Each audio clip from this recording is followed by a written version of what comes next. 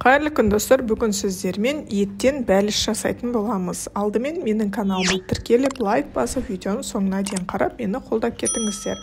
Біз үшін бөлме температурасындағы айран қажет, оған тұз және сода қосып, жақсылап араластырамыз.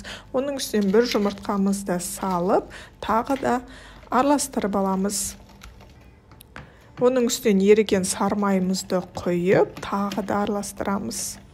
Араластырып болғаннан кейін үстінен електен өткізілген ұнымызды 3 бөлікке бөліп саламыз. Басында венчиктің көмегімен, одан кейін қою болған соң қолымыздың көмегімен араластыратын боламыз. Сол кезде бізде жұмсақ қамыр пайда болады. Қамырымызды елеп болғаннан кейін 10 минутқа тындыруға қалдырамыз. Міне осындай жұмсақ қамыр болады. Қамырымыз дайын болғанша біз салмамызды дайындаймыз. Мен картоп, пияз және ет қолдандым. Дәміне қарай тұз және қара бұрыш қосып, жақсылап араластырып аластар салмасын өзіңіздің қалауларыңызша өзгертсеңіздер болады.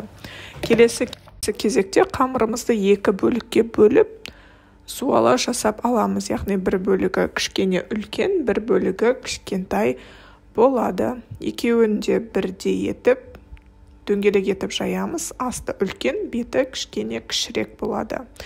Өзіңіздің пісіретін ыдысыңыздың көлемінде етіп жайып аласыздар. Келесі мен екінші бөлігін жайып жатырмын. Жайып болғаннан кейін листімізға орналастырамыз. Үстіне салмамызды салып, біркелкі жайып шығамыз. Жайып болғаннан кейін бетінен екінші қамырымызды жауып, екі шетін біркелкетіп біріктіріп шығасыздар қолдарыңыздың көмегімен. Барлық жері жабылу керек, ашық болып қалып кетпесін, жақсылап бір-біріне жабысуы. Біріктіріп болғаннан кейін шеттерін түйіп шығатын боламыз. Самса сияқты шеттерін әдемлеп түйіп шығасыздар. Сол кезде сіздердің пирогтарыңыз өте әдемі болып шығады. Барлық жерін біркелкетіп түйіп алғаннан кейін бетіне жұмыртқаның сарысын барлық жеріне бірдей етіп жағып шығамыз. Жағып болғаннан кейін үстінен қалауларыңызға қарай мак немесе күнжіс сепсеңіздер болады. Дайын болған пирогымызды 180 градус пеште қызарғанша жақсылап пісіріп аламыз. Міне осымен біздің пирогымыз дайын. Кесіп, өздеріңіздің жақындарыңызды тәтті бәлішпен қуансаңыздар болады. Міндетті түрде осы рецептпен жасап көріңіздер, өте дәмді болып шығады.